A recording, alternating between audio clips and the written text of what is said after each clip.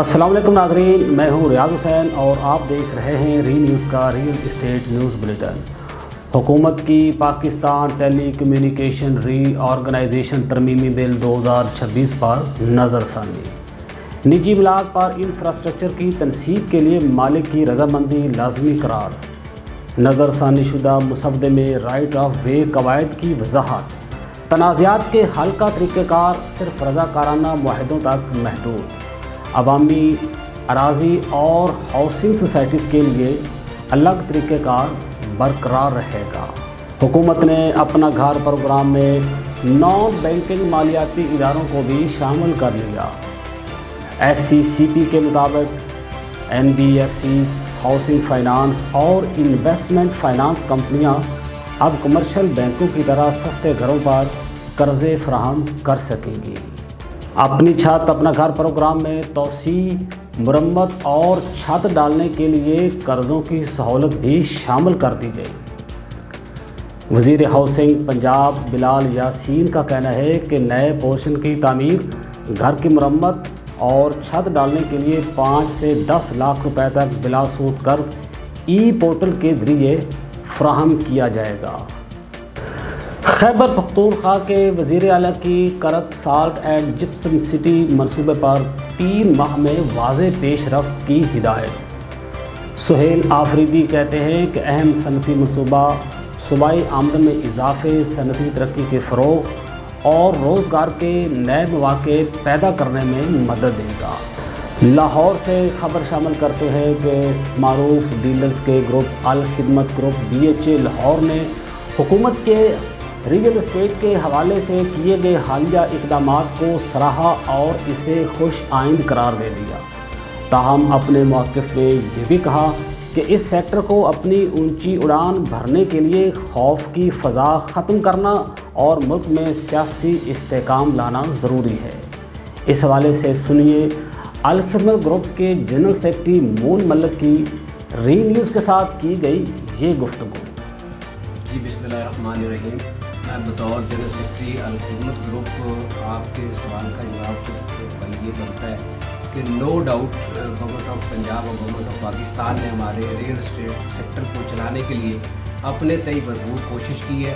اپنے تئیں انہوں نے بھرپور انداز میں ہمیں فیسیلیٹیٹ کرنے کا انہوں نے حد کر دی، ہر طرح سے فیسیلیٹیٹ کیا۔ ٹیکسز میں کمی 7E ختم کیا، FBR گین ٹیکس، یہ سارے ڈکریز کیے، مگر اس کا جو آؤٹ پٹ آنا چاہیے تھا، جو رجحان ہے مارکیٹ کا، لوگوں کا، وہ اتنا تو فروٹفل نہیں ہے۔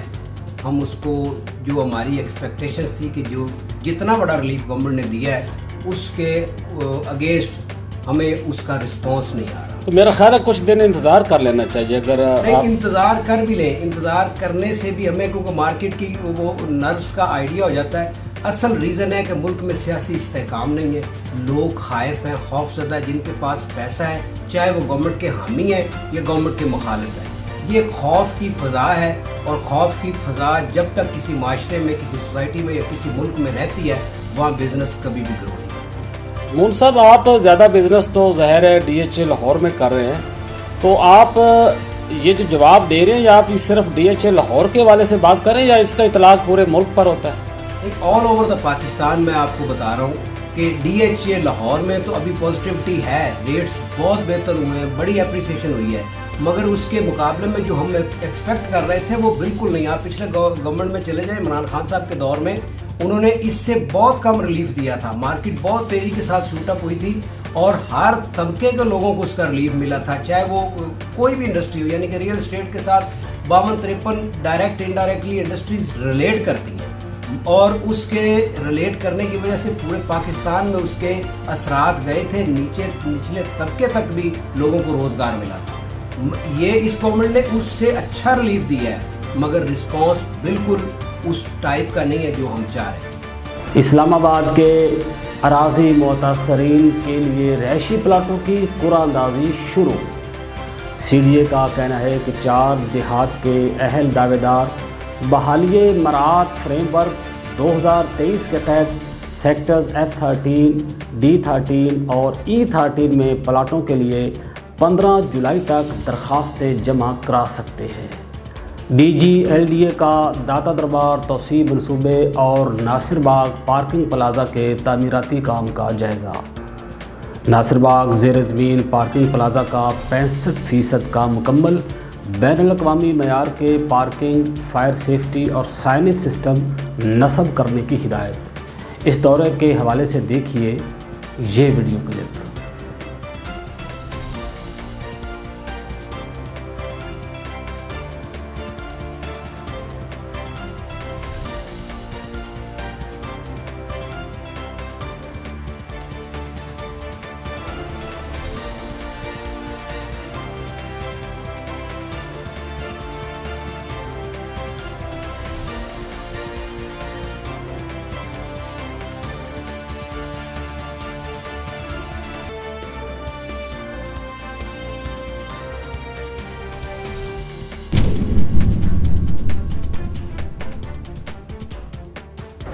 اب چلتے ہیں اپنے آخری سیگمنٹ آن دس ڈیٹ کی طرف۔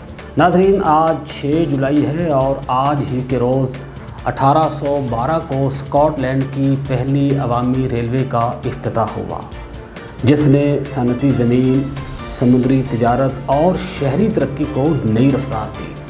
اسکاٹ لینڈ میں کلمرناک اینڈ ٹرون ریلوے کا افتتاح ہوا، جسے اسکاٹ لینڈ کی پہلی عوامی ریلوے لائن سمجھا جاتا ہے۔